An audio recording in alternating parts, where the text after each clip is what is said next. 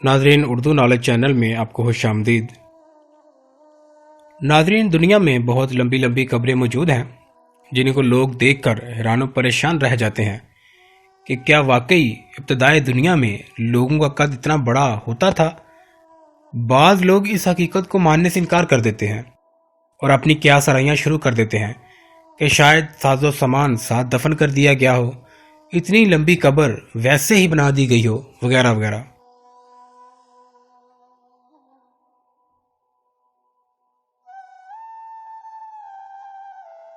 ناظرین، میرے channel Urdu knowledge کو سبسکرائب کریں اور ساتھ ہی بیل آئیکن بٹن پر ضرور کلک کریں تاکہ آپ کو ہر نئی معلوماتی ویڈیو کے متعلق انفارمیشن مل سکے۔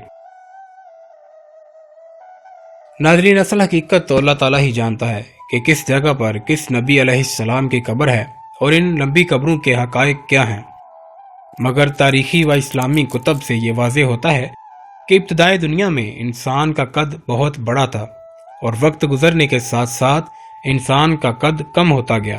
بخاری مسند امام احمد میں ہے کہ حضور صلی اللہ تعالی علیہ وآلہ وسلم نے فرمایا کہ حضرت آدم علیہ السلام کا قد مبارک لمبائی میں 60 گز اور چوڑائی میں 7 گز تھا۔ یہ روایت کتاب قصص الانبیاء میں درج ہے۔ ایک کتاب شجرۃ الانبیاء میں یہ بات تحریر ہے کہ سرندیپ، جس کا موجودہ نام سری لنکا ہے، میں ایک پہاڑ کوہ آدم کے نام سے مشہور ہے۔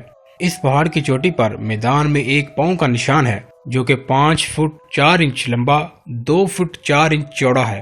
ناظرین، کہا جاتا ہے کہ حضرت آدم علیہ السلام جنت سے جب دنیا میں تشریف لائے تو اسی مقام پر عرصہ دراز ایک پاؤں پر کھڑے رہے اور اللہ تعالیٰ سے استغفار کرتے رہے، جس کی وجہ سے یہ نشان بن گیا۔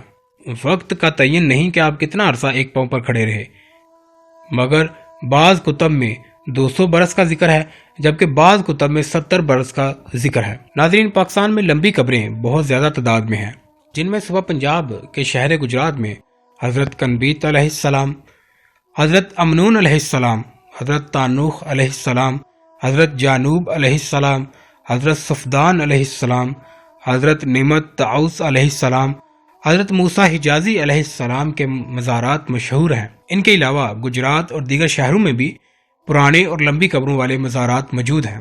بعض لوگوں کے مطابق لمبی قبریں صرف پاکستان میں ہی ہیں، حالانکہ ایسا نہیں ہے۔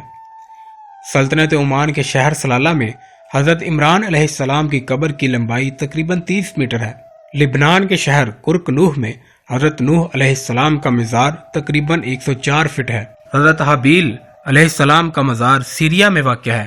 حضرت داؤد علیہ السلام کا مزار یروشلم میں ہے۔ حضرت دانیال علیہ السلام کا مزار سمرقند، ازبکستان میں بتایا جاتا ہے۔